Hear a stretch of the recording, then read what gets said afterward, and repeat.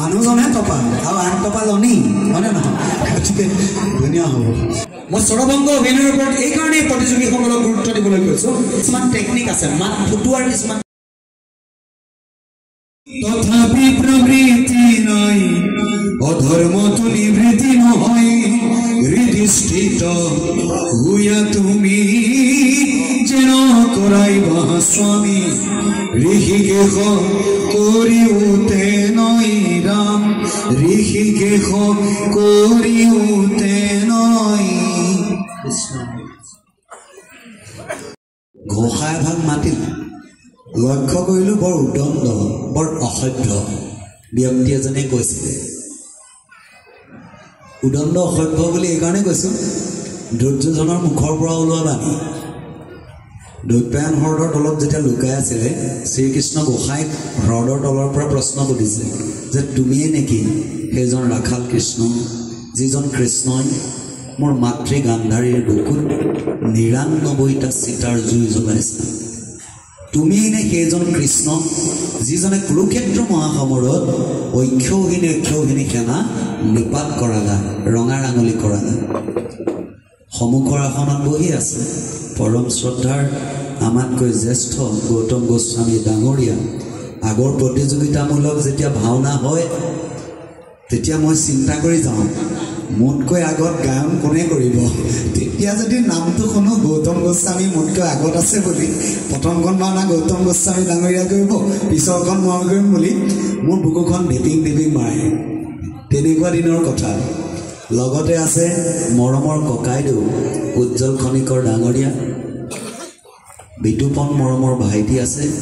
লগতে আমাৰ হৰি হাজৰিকা আছে নিশ্চয় কাষৰে বগীদলৰ আসনত উপবিষ্ট গণ্যমান্য ব্যক্তিসকল আছে তাৰ মাজতে এখন মুখৰ কথা নকলে নহ'ব কমলা গগৈ তেখেতক বহু ঠাইত পাইছোঁ অনুষ্ঠানত কেতিয়াবা অতিথি হিচাপে ভাষণ দিবলৈ যাওঁতেও পাইছোঁ কেতিয়াবা কোনোবা অনুষ্ঠানৰ উদ্যোগ হিচাপে যাওঁতেও পাইছোঁ কোনোবা অনুষ্ঠানত বিচাৰক হিচাপে থাকোঁতেও পাইছোঁ বিভিন্ন অনুষ্ঠানত কমলা গগৈ ডাঙৰীয়াক পাইছোঁ শ্ৰদ্ধা নিবেদন কৰিছোঁ সকলোলৈকে প্ৰাপ্তবয়স্ককে প্ৰমুখ্য কৰি এই অনুষ্ঠানৰ লগত জড়িত জেনেৰেটৰ চলোৱাজনৰ পৰা লাল চাহকাপ দিয়াগৰাকীলৈকে সকলোলৈকে আমাৰ তৰফৰ পৰা শ্ৰদ্ধা সেৱা নিবেদন কৰিছোঁ কৃষ্ণ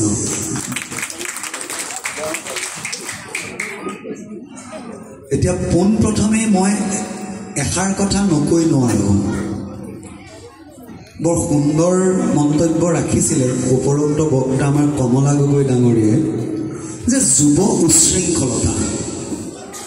যুৱ উশৃংখলতা প্ৰকৃততে কি আৰু ভাওনাৰ মজিয়াত আমি এই কথাটো যুৱ উশৃংখলতাৰ বিষয়ে কিয়নো আলোচনা কৰিব লাগে এই বিষয়ৰ ওপৰত অনুবাদ যন্ত্ৰভাগ হাতত আছে যেতিয়া এই বিষয়ৰ ওপৰতে অকণমান আগ্ৰহ বুলি ভাবিছোঁ মৰাণত এখন সভা আছিল কচুমাৰী গাঁৱত মই উপস্থিত আছিলোঁ ছেক্ৰেটাৰীজন আহিলে মোক বক্তা হিচাপে আমন্ত্ৰণ জনাইছিলে মই গৈছিলোঁ য'ত কেবিনেট মন্ত্ৰী আমাৰ যোগেন মোহন ডাঙৰীয়া আছিলে উপস্থিত আৰু দুজনমান ব্যক্তি আছিলে তেতিয়া মোৰ হাতত এই একেটা বিষয়ৰ ওপৰত কাগজৰ টুকুৰা এটা দিলোঁ যে যুৱ উশৃংখলতা মই সুধিলোঁ সভাত বোলো মই কিহৰ বিষয়ে কম কোৱা ছেক্ৰেটাৰীজন আহি ক'লে যে যুৱ উশৃংখলতা হ্ৰাস কৰিবৰ কাৰণে যুৱ উশৃংখলতা নাইকিয়া কৰিবৰ কাৰণে আধ্যাত্মিকতাৰ প্ৰয়োজন এটা বৰ ডাঙৰ বিষয় আমি মনতে ভাবোঁ মই আজি বিশেষকৈ প্ৰতিযোগী পৰিচালকসকলক মই মঞ্চ ক্ষেত্ৰলৈ আমন্ত্ৰণ জনাইছোঁ পৰিচালকসকল আৰু নাট্য ৰূপকাৰসকল বিশেষকৈ মঞ্চ ক্ষেত্ৰলৈ আমন্ত্ৰণ জনাইছোঁ যিকেইটি নাট্য দলৰ পৰিচালক আছে আপোনালোক আহক পৰিচালকসকলৰ সহিতে আৰু নাট্য ৰূপকাৰসকলৰ সহিতে আজি মই পোনপটীয়াকৈ মঞ্চত আমি কিবা বিশেষ বিষয় আমাৰ মনত গুঞ্জৰিত হৈ থকা আমাৰ মনত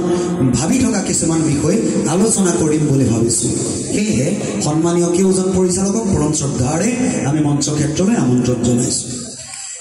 সেই বিষয়টো যেতিয়া দিলে মই অকণমান সময়ৰ কাৰণে হতভম্ব হ'লোঁ গুৱাহাটীৰ জ্যোতিচিত্ৰবনৰ কথা কিৰিপ চলিহা প্ৰেক্ষাগৃহত সন্মানীয় অৰণ্য মানৱ যাদৱ পাইং ডাঙৰীয়াও আছিল উক্ত সভাত মই উপস্থিত আছিলোঁ আমাৰ সন্মানীয় চক্ৰপাণী পৰাশৰ ডাঙৰীয়া আছিল যতীন বৰা ডাঙৰীয়া আছিল সেই সভাতো মই এই কথাটো উপস্থাপন কৰিছোঁ যে যুৱ উশৃংখলতা হ্ৰাস কৰিবৰ কাৰণে আধ্যাত্মিকতাৰ প্ৰয়োজন। এটা ডাঙৰ প্ৰশ্ন হৰি কিয় প্ৰয়োজন?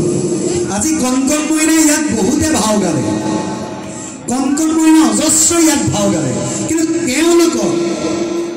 প্ৰথমটো কথা হৈছে আমি তেওঁলোকক ভাওনাৰ পৰা কি শিকাম, ভাওনাত এনেকুৱা কি জ্ঞান আছে যিখিনি জ্ঞান উঠি অহা কণকণ মইনাহঁতৰ প্ৰজন্মক আগৰ সকলে অৰ্থাৎ আপোনাৰ মোৰ নিচিনা চাম,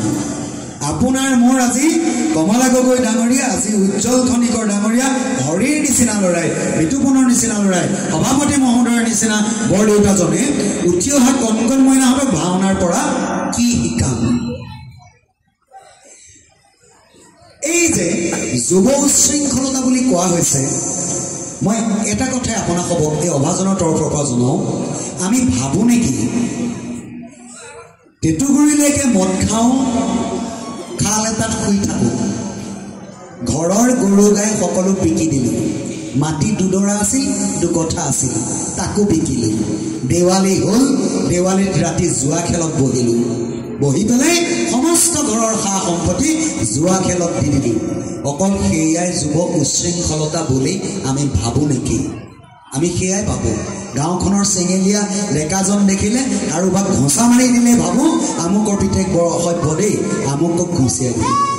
কিন্তু মোৰ এটা ডাঙৰ এই অভাজনৰ এটা ডাঙৰ প্ৰশ্ন আপোনালোকলৈ, তাতোতকৈও নিৰক্ষৰ নহয় অক্ষৰ লোকে যুৱ উশৃংখলতা কৰে। কেতিয়া কৰে জানে? মই আজি ইঞ্জিনিয়াৰ, মই আজি এজন ডাঙৰ এডভকেট, মই আজি অফিচাৰ অফিচাৰ ভাল ICS অফিচাৰ, মই আজি ভাল এজন গৱেষক পণ্ডিত, যিমানেই ডাঙৰ ব্যক্তি নহওঁ কিয়, মা দেউতাক যেতিয়া চাকৰি বাকৰি কৰোঁ, যেতিয়া গৈ ক'ৰবাত প্ৰফেচৰ কৰোঁ, যেতিয়া গৈ ক'ৰবাত কোনোবা ঠাইত মই ইঞ্জিনিয়াৰ হৈ থাকোঁ, নিজৰ মা দেউতাৰ কাৰণে দুখন বিচনা এঠাইতে আমি বুকিং কৰোঁ, সেই ঠাইডোখৰ নাম হৈছে বৃদ্ধাশ্ৰম, হয়নে? উচ্চ শিক্ষা লৈ বৃদ্ধাশ্ৰমত মাক দেউতাকক সোমোৱাই থোৱাজনে বেছি যুৱ উশৃংখল কৰিছে নে গাঁওখনত মদ খাই খালত শুই থকাজনে বেছি যুৱ উশৃংখল কৰিছে? এটা ডাঙৰ প্ৰশ্ন, হয়নে নহয়? আমি ভাবোঁ শিক্ষিত তেওঁকেই কয় যি অ আ ক খ দুশ্ৰেণী পঢ়িছে, প্ৰকৃততে তেওঁ শিক্ষিত নহয়, তেওঁ প্ৰকৃততে তেওঁ শিক্ষিত নহয়। শিক্ষিত তেওঁ তেতিয়াহে হ'ব যেতিয়া তেওঁ ইঞ্জিনিয়াৰেই হওক, এডভকেটেই হওক, ডাঙৰ এজন বিষয়ববীয়াই হওক, ডাঙৰ এজন ICS অফিচাৰে হওক, তেওঁ তেতিয়াহে শিক্ষিত বুলি মানিব লাগিব যেতিয়া তেওঁ ঘৰলৈ অহা ভিক্ষাৰীজনক একেখন ডাইনিং টেবুলতে বহি এসাঁজ ভাত লগতে খাব পাৰিছে, হয়নে নহয়? মোৰ কথাবোৰ অপ্ৰিয় কিন্তু সত্য। ৰিক্সা চালকজন দেখিলে মৰম কৰিবলৈ শিকিব লাগিব, ঠেলা চালকজন দেখিলে পুতৌ জন্মিব লাগিব, বাঁহৰ কাম কৰা, বাঁহৰ মিস্ত্ৰীৰ কাম কৰা ব্যক্তিজনৰ পৰা পাগলজনলৈকে যেতিয়া সকলোকে সমদৃষ্টিৰে চাব, তেওঁকেই কিন্তু বোলে লাগে এচেনিও নপঢ়া মানুহক তেওঁকেই বোলে কিন্তু শিক্ষিত, হয়নে নহয়? এতিয়া আহিছোঁ কমলা গগৈ ডাঙৰীয়া, হয়নে নহয় কথাটো? হয়। এতিয়া তাৰ পিছৰ অংশলৈ আহিছোঁ, যিহেতু ভাওনাৰ বিচাৰক হিচাপে আছিলোঁ। এতিয়া ভাওনা আমি কণকণ মইনাহঁতক কি শিকাব লাগিব? ইয়াত লক্ষ্মী দেৱীৰ আশীৰ্বাদত, লক্ষ্মী দেৱীৰ ভকতিত হয়দত্ত স্বজন হ'ল। ইয়াতে আকৌ ৰামচন্দ্ৰৰ পাতুকাভাগ মূৰত লোৱা কিন্তু ভৰতো ইয়াতে সৃষ্টি হৈছেনে উজ্জ্বলতা? এতিয়া আমি কোনটো দিশেৰে শিশুজনক শিকাম? আমি তেওঁক হয়দত্তই কি কৰিছিল তাক অনুকৰণ কৰিবলৈ শিকাব লাগিব নে ৰামচন্দ্ৰই কি কৰিছিল তাক অনুকৰণ কৰিবলৈ শিকাব লাগিব? সুস্থ সবল সমাজ তেতিয়াই গঠন হ'ব অসমত যেতিয়া আমি মনতে ভাবোঁ পবিত্ৰ ভাদ মাহ আহে, পবিত্ৰ ভাদ মাহ বুলিলেই আমি হয় তীৰ্থ ভ্ৰমণ কৰিব লাগে। মই এইটো কোৱা নাই যে তীৰ্থ ভ্ৰমণ নকৰিব নাপায়, অপৰাধ। তীৰ্থ ভ্ৰমণ কৰক, তীৰ্থ ভ্ৰমণ তেতিয়া কৰক তীৰ্থৰ পৰা জ্ঞান অৰ্জন কৰিবৰ কাৰণেহে তীৰ্থ ভ্ৰমণ কৰক। জগন্নাথ টেম্পললৈ তেতিয়া যাওক, পুৰী কাশী গয়া মথুৰা বৃন্দাবনত এই কাৰণেই যাওক তাৰ পৰা মই কি জ্ঞান আহৰণ কৰিব পাৰোঁ তাক বুটলিবলৈ যাওক। পবিত্ৰ ভাদ মাহ বুলিলে আঠখেলীয়া নামঘৰ ঢেকীয়াখোৱা বৰনামঘৰলৈ তেতিয়া ঢাপলি মালক আঠখেলীয়াৰ পৰা মই কি জ্ঞান আহৰণ কৰিব পাৰিম ঢেকীয়াখোৱা বৰনামঘৰৰ পৰা মই কি জ্ঞান আহৰণ কৰিব পাৰিম ভগৱানক বিচাৰি নেযাব এই নামঘৰ ভাগিত থকা ভগৱানজনতকৈ ঢেকীয়াখোৱা বৰনামঘৰত থকা ভগৱানজন 3.5 ফুট বেছি ওখ নেকি 3.5 ফুটটো বেছি ওখ নহয় সমানেই অৰ্থাৎ আমি তীৰ্থত কেতিয়া ভ্ৰমণ কৰিব লাগে য'ত আমি জ্ঞান পাওঁ সকলোতকৈ ডাঙৰ কথা সকলো তীৰ্থতকৈ মই কণ মইনাহঁতক কৈছোঁ আপোনালোকক ক'ব পৰা শক্তি নাই আপোনালোকক জ্ঞান দিব পৰা বা আপোনালোকক কিবা এটা বুজাব পৰা শক্তি এই অভাজনৰ নাই কিন্তু মই প্ৰতিযোগিতাত অংশগ্ৰহণ কৰা কণ মইনাহঁতক এষাৰ কথাই কওঁ ঘৰতে সকলোতকৈ ডাঙৰ 2খন তীৰ্থ আছে ও পিতৃহে পৰম গুৰু সৰ্বশাস্ত্ৰই কয় পিতৃতুষ্ট হলে সমস্ত দেৱতা তুষ্ট হয় পিতৃ গুৰুক যিদিনা তুষ্ট কৰিব পাৰিম জানিব সেইদিনা সকলো দেৱতা তুষ্ট হয় বুলি কৈছে মাতৃক গংগা স্বৰূপিনী বুলি কৈছে ঘৰতে থকা প্ৰথম এই 2খন তীৰ্থ পিতৃ আৰু মাতৃ এই 2খন তীৰ্থ প্ৰথম ভ্ৰমণ কৰিবলৈ শিকোচোন তাৰ পাছত কাশী গয়া মথুৰা বৃন্দাবন যাম মাৰ আজি কঁকালটো বিষ মায়ে আজি ৰাতিপুৱাৰ পৰা এনেকৈ ঘূৰি ফুৰিছে মই কাষৰ পৰা গৈ এই ফুৰিছ নেকি অলপ এনে ভেকচিন ধৰি থকা মোক তামক মই আঠখেলীয়া বৰনামঘৰত 9 লাখ টকাৰ মিঠাতেলৰ চাকি জ্বলাম মোৰ চাকি গছ ভগৱানে ল'বনে ছাৰ নলয় গতিকে আমি প্ৰথম এই 2খন তীৰ্থ মা আৰু দেউতা প্ৰথম এই 2খন তীৰ্থ ভ্ৰমণ কৰিবলৈ শিকোচোন এই 2খন তীৰ্থ যেতিয়া আমি সম্পূৰ্ণৰূপে ভ্ৰমণ কৰিম জানিব আমি ভগৱানক বিচাৰি হাবাথুৰি খাব নালাগে ভগৱানে আমাক বিচাৰি ওপৰৰ পৰা হাবাথুৰি খাই থাকিব লাগিবনে নালাগে বিদ্যুৎ লাগিব নালাগে যায় নহয় এতিয়া ভাওনাৰ পৰাও আমি কণ মইনাহঁতক এইবিলাক কথা শিকাব লাগে ভাওনাৰ মজিয়া মোৰ নাট্য ৰূপকাৰ সকলৰ প্ৰতি কিছুমান বিশেষ কথাত কেতিয়াবা অকণমান বেয়াও লাগে কেতিয়াবা অকণমান খং নামে চাংগাল খং উঠিব নালাগে খং নুঠে কিন্তু অকণমান কেতিয়াবা তেওঁলোকৰ কথা ভাবি মই অকণমান হতভম্ব হৈ যাওঁ কলম ধৰোঁতে মই এইকাৰণেই হওঁ মই এষাৰ কথা কওঁ আপোনালোক উপস্থিত থাকোঁতে কেইজন প্ৰাপ্তবয়স্ক থাকোঁতে এষাৰ কথা কওঁ আমাৰ অসমত বাল্য বিবাহ প্ৰথা এসময়ত আছিলনে আছিল বাল্য বিবাহ প্ৰথা আমি বৰ্তমান বৰ্জন কৰিছোঁ বাল্য বিবাহ হ'ব নালাগে আমাৰ অসমত সতীত দাহ প্ৰথা আছিল গিৰিয়েক ঢুকালে একেগুৰা জুইতে জাপ মাৰি দিব লাগে সেই প্ৰথা আমি বেয়া বুলি ভাবিছিলে ৰাধিকা তেতিয়া পৰ্দা প্ৰথা আছিল সতী সাধৱী তিৰোতাই ব্ৰহ্মপুত্ৰত এপলহ পানী দিলেগৈ টেম্বনী জানৰ পৰা টেম্বনী জানৰ বান ল'ব সেই সময়কণতো এই নিউতে কিন্তু দুৱাঙুল যেতিয়া কম হৈছিল মই খুব চমুৱাই কৈছোঁ বিৱৰী বিস্তৰ গ'লে বহু সময় লাগিব সময় যথেষ্ট হৈছে পুৰস্কৃত হোৱা প্ৰত্যেকটো নাট্য দল ইয়াত উপস্থিত আছে গতিকে খুব চমুৱাই কৈছোঁ তেতিয়া কি হৈছে যেতিয়া দুৱাঙুল কমিছিল পূৰ্ণানন্দৰ ঘৈণীয়েকক শংকৰদেৱে সুধিছিল সতী ৰাধিকাক তোমাৰ অপৰাধ কি হ'ল কোৱাচোন দুৱাঙুল যে পলত কম আহিল তেতিয়া ক'লে যে মোৰ যেতিয়া বৰজোনা আহিছিল ঠাণ্ডা পানী খুজিছিল মই পিয়লতে পানী দিওঁতে এই ওৰণিখন খহি গৈছিল তেতিয়া চকুত চকু পৰাটো সত্য তেতিয়া বোলে দিয়া এতিয়া তামোল এখন দিলে এতিয়া আনা গৈছোঁ তেতিয়া আনিলে পলতকৈও কিন্তু 4 আঙুল বেছিহে পানী আহিল হয়নে নিজৰ দোষটো স্বীকাৰ কৰিলে অৰ্থাৎ তেতিয়া পৰ্দা প্ৰথা আছিল বৰ্তমানতো অসমত পৰ্দা প্ৰথা নাই গতিকে কথা তেনেকুৱাই আগৰ কিছুমান প্ৰথা আছিল সেই প্ৰথাবিলাকতো আমি বৰ্তমান কমলা গগৈ ডাঙৰীয়া মানি থকা নাই আমিতো নাই মনা কিছুমান প্ৰথা পূৰ্বত আছিল আমি এটা বাদ দিছোঁ ঠিক তেনেকৈ ভাওনাটো একেই কিছুমান কথা উজ্জ্বল দা পিতামহ প্ৰাপ্তবয়স্ক দিনৰ পৰা চলি আহিছে চলি আহিলে বুলিয়ে আমি কিন্তু সকলো কথা ঠিক তেনেকৈ প্ৰথা যেনেকৈ সলাইছোঁ মানিব নোৱাৰোঁ উদাহৰণস্বৰূপে মহাদেৱ ৰুদ্ৰৰ চৰিত্ৰটো মই এভাগনাত সদায় চাই হতভম্ব হৈ যাওঁ নীলকণ্ঠ নন্দ সতী নলবি তোলাই তই এই শংকৰন্ন গাজ্জাৰ ভস্ম ধৰা হৰহল বেশপান কৰি নীলকণ্ঠ নামোৱা বিভৎস আকৃতি দেখিলেই তোৰ গাৰ্ণম শিয়ৰি উঠিব এটা মোৰ এটা ডাঙৰ প্ৰশ্ন নীলকণ্ঠ নাম মহাদেৱ ৰুদ্ৰই কেতিয়া পাইছিলে নীলকণ্ঠ নাম পাইছিল বলিৰ দিনত সমুদ্ৰ মন্থন যেতিয়া হৈছিল কালকো ধলা হল বিষ ওলাইছিল সেই বিষ পান কৰি তেতিয়াৰ দিনত তেওঁ নীলকণ্ঠ নাম পাইছিল য'ত সতী ঢুকাল সতীৰ দেহ বিসৰ্জন হ'ল তাৰ পাছতে পাৰ্বতীৰ জন্ম হৈছিল কিন্তু পাৰ্বতীৰ কথা উপস্থাপন আকৌ সত্যযুগৰ মৎস্য অৱতাৰতে আছে গৈছিলোঁ কৈলাসলৈ তাত দেখিলোঁ শিৱৰ ভাৰ্যা পাৰ্বতী ব্ৰহ্মাৰ কন্যা সৰস্বতী সকলোৱে মিলি গুপুত আলোচনা কৰিছে অৰ্থাৎ মৎস্য অৱতাৰ হওঁতেই যদি পাৰ্বতী আছিল বলিচৰণ হোৱাৰ পিছত বলিয়ে সমুদ্ৰ মন্থন কৰাৰ পিছত তাৰ পিছত শিৱই নীলকণ্ঠ নাম পাইছে গতিকে মৎস্য অৱতাৰ হওঁতেই শিৱৰ নাম হোৱাৰ আগ মুহূৰ্তত শিৱৰ নাম নীলকণ্ঠ কেনেকৈ হ'ব পাৰে পূৰ্বপুৰুষৰ দিনৰ পৰা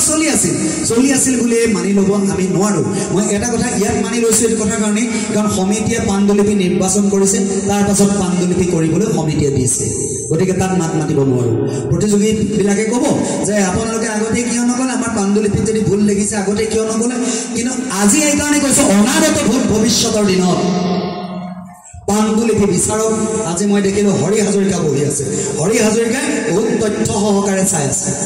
যিকোনো এটা কথা যিকোনো এটা চৰিত্ৰ কেতিয়া আছিল বাৰু হৰি কোৱাচোন এইটো বা আমুকটো এইটো হয় জানো ভাগৱতত আছে জানো হৰিয়ে মোক কোনে কয় নহয় এইটো কথা কিন্তু আমুকৰ ইমান আমুকত আছে গতিকে মই অনাগত দিনত এটাই ভাবোঁ প্ৰতিযোগিতা কমিটিসমূহে পাণ্ডুলিপি নিৰ্বাচন নকৰিব যাক মন যায় আপোনালোকে কৰিবলৈ দিব যাক মন যায় আপোনালোকে কৰিবলৈ নিদিব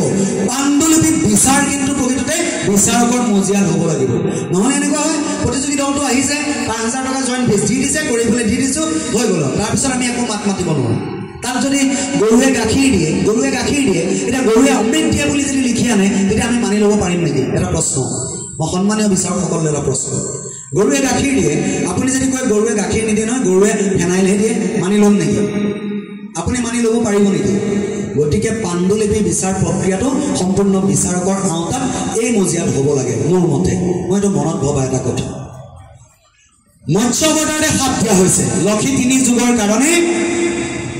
সমুদ্ৰত ডুবি থাকিব লাগিব সেই লক্ষী সমুদ্ৰত ডুবিলে গৈ উদ্ধাৰ হয়গৈ কুৰুম অৱতাৰত ক্ষীৰোদ সমুদ্ৰ মন্থন হয় উদ্ধাৰ হয় তাত এতিয়া নিসিংহ মানে মাজত ওলোৱা লক্ষীগৰাকী বৰা হলাওঁতে মাজত ওলোৱা লক্ষীগৰাকী ক'ৰ পৰা আহিল এটা ডাঙৰ প্ৰশ্ন তাৰ ওপৰত আমি বিচাৰ ৰায়দান নাই দিয়া কিন্তু প্ৰশ্নটো ৰাইজলৈ এৰি দিছোঁ চলি আছিল হৈ যাব বুলি ক'লেই কিন্তু অনাগত দিনত শুদ্ধ এটা ফলাফল ভাওনাৰ পৰা নোলাইব আৰু সকলোতকৈ ডাঙৰ কথা ৪ সংহতি ৪ সত্ৰৰ ৪ সংহতি এক হ'বৰ সময় হ'ল শংকৰদেৱ সংঘই ক'ব এনেকৈ বজায় বৰদোৱা থোলে ক'ব এইটো এনেকুৱা আহে কমলাবৰীয়া থোলে ক'ব এইটো আমুকে নাচখন তেতিয়া আমুকে ক'ব এইটো আমুকে আমাৰ নিয়মত এইটো আমুকে ৪ সংহতি সত্ৰৰ ৪ সংহতি শংকৰদেৱ সংঘ আৰু প্ৰত্যেক অসমৰ থোল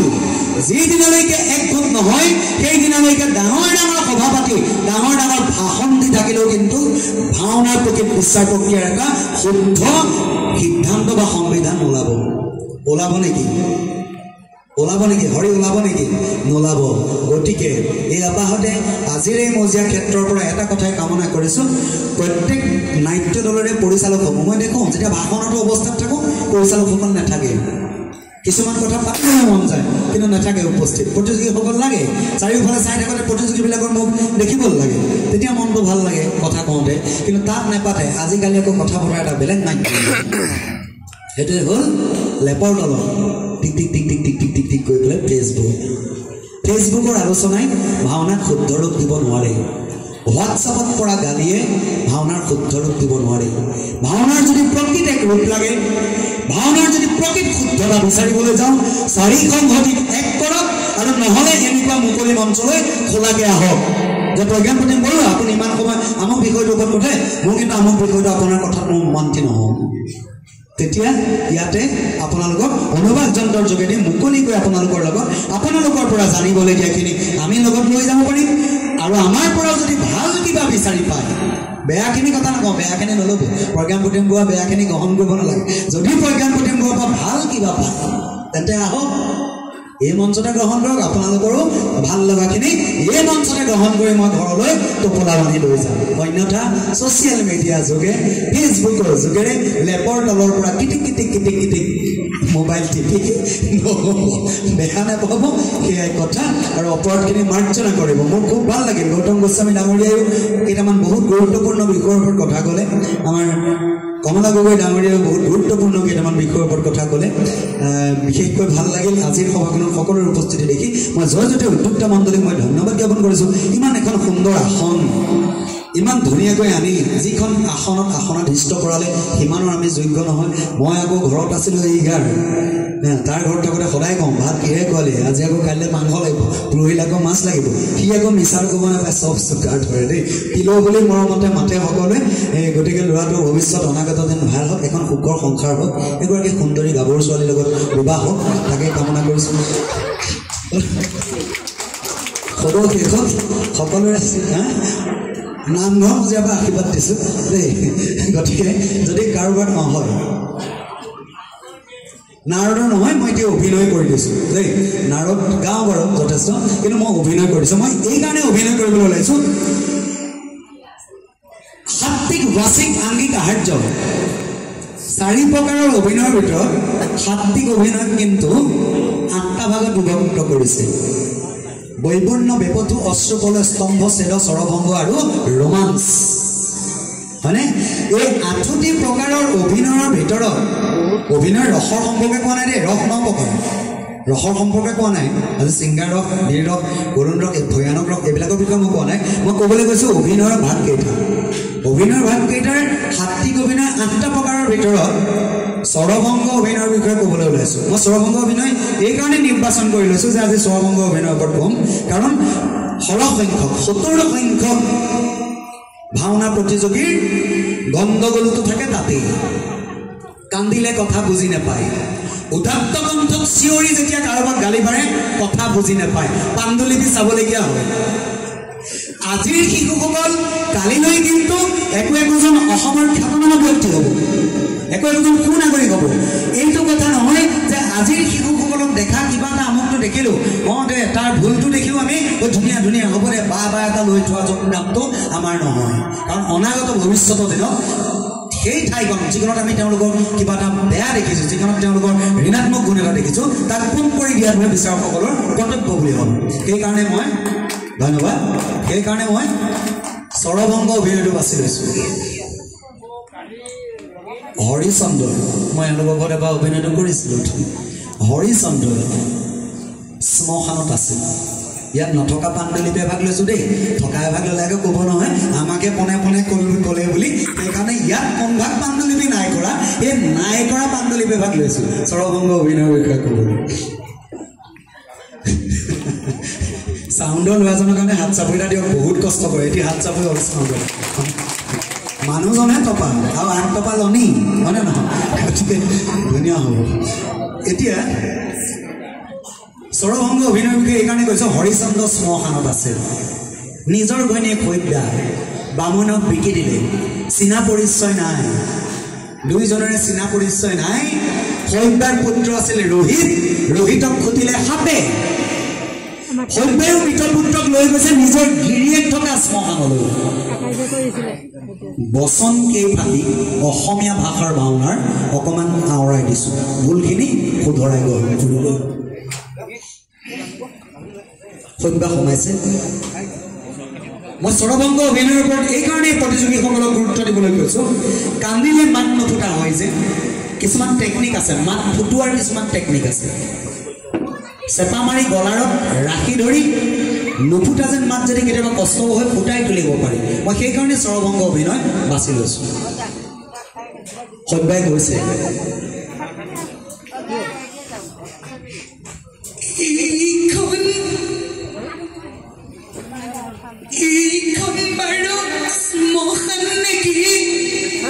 হয় হয় এইখন শ্মশান পিছে তুমি যে নিজেই সতী লৈ আহিছা তোমাৰ কোনো আত্মীয় স্বজন নাই নেকি আছিল মোৰ আত্মীয় স্বজন কিন্তু দৈৱৰ বিপাকত পৰি সকলোকে হেৰুৱালো মই হ'ব হ'ব হ'ব আগতে শ্মশানৰ মূল্য দিয়া তেতিয়াহে মই দাহন কৰিব পাৰিম চান্দাল মোৰ হাতত যে এটাও মুদ্ৰা নাই শ্মশানে ঘূৰি ফুৰিছো কোনেও মোৰ ক্ষতি নকৰে দান তুমি অভাগীক দয়া কৰা মই কি দয়া কৰিম মোৰ প্ৰভুৰ আদেশ শ্মশানৰ মূল্য নোহোৱাকৈ মই কোনো দাহন কৰিব নোৱাৰো তুমিও তেন্তে অভাগীক দয়া নকৰা কাহিনাত তোমাৰ ক্ষেত্ৰতে ধনৰ অভাৱত নিষ্পুত্ৰক মই গংগাৰ জলত দিম বিসৰ্জন ৰ'ব নাৰী কি কৰা ময়েই দাহন কৰিম তোমাৰ পুত্ৰক কিন্তু ইয়াৰ মৃত্যু হ'ল কেনেকৈ দংশন কৰিলে ইয়াৰ নিচিনা এটা পুত্ৰ মোৰো আছে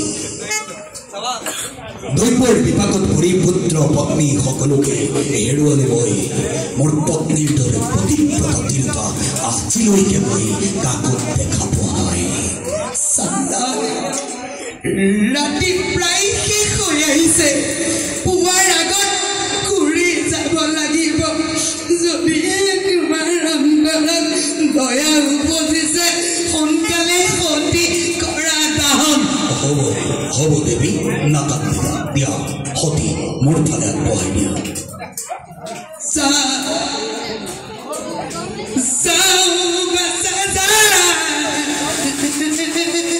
অভাগী মাতৃয়ে চিৰদিনৰ কাৰণে তোক দিলো বিদায় বাছা ৰোহিত ধন্যবাদ দিছোঁ সকলোকে ধন্যবাদ জ্ঞাপন কৰিছোঁ কণ্ঠৰ স্বৰভংগৰ ওপৰত পিছত ক'ব লাগে কোন ৰোহিত আৰু তুমি কোন মই এগৰাকী ব্ৰাহ্মণৰ কৃতদাসী তুমি